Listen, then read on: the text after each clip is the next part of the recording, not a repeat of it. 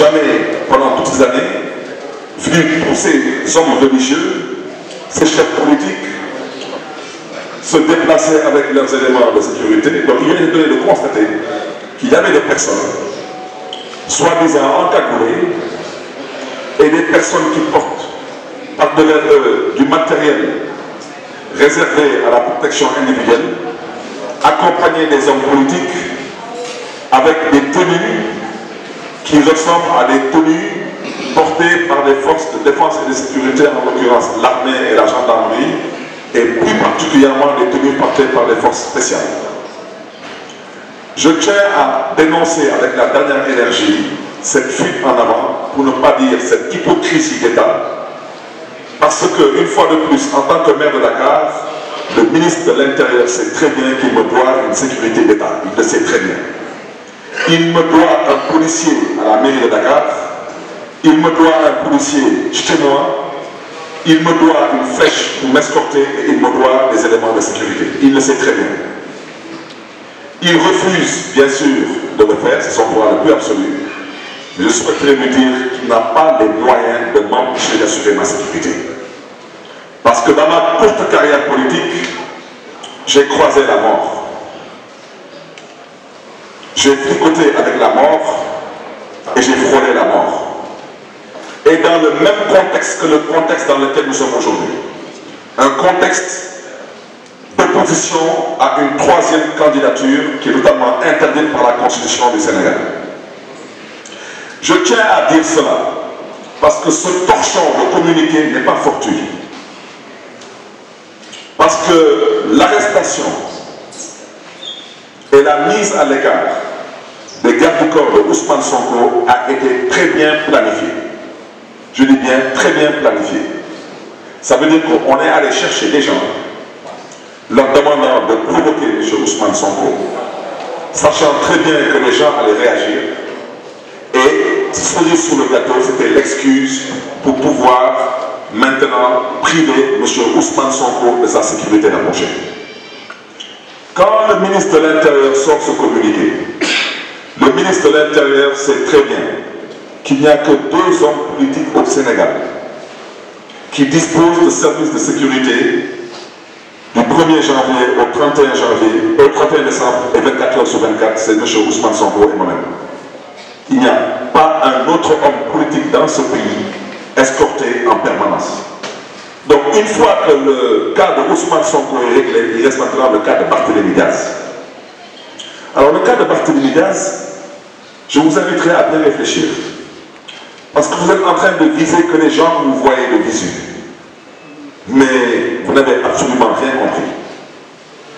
Parce que ma sécurité, je l'organise moi-même. Et je m'en charge moi-même. Ces gens ne peuvent pas porter des smokings parce qu'ils ne partent pas dans un bal. Ceux qui m'accompagnent ne porteront pas des boubous parce qu'ils ne partent pas à la mosquée. Ceux qui m'escortent porteront les habits qui sont des habits portés par des hommes de sécurité. Quant aux équipements que vous appelez des équipements de protection individuelle, de quoi je me mêle?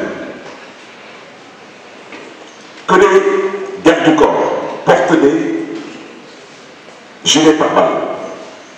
Mais parce que vous êtes une bande d'assassins. C'est de ça qu'il s'agit. Au mois de mars, vous avez buté 14 Sénégalais. Il n'y a eu aucune enquête.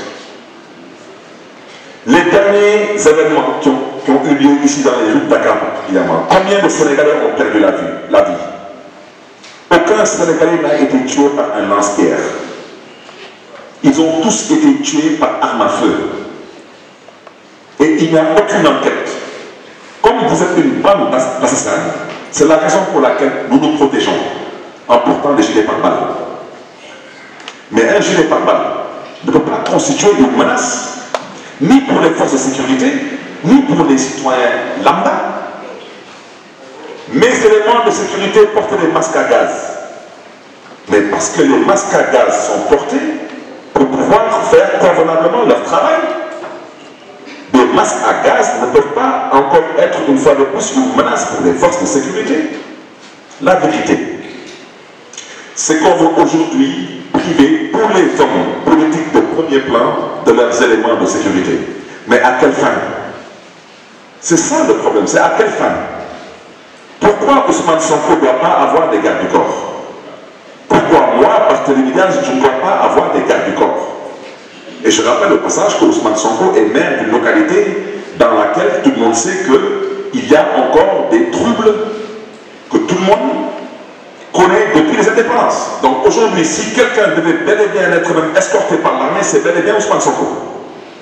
Mais alors aujourd'hui, même quand nous nous organisons pour avoir une propre sécurité, on veut nous priver de cette sécurité. Et la raison pour laquelle j'ai tenu à faire ce point de presse, c'est parce que dans le cas de Ousmane Sonko, certains disent qu'il a été convoqué pour l'affaire le liant à une dame dans le cadre d'une affaire privée.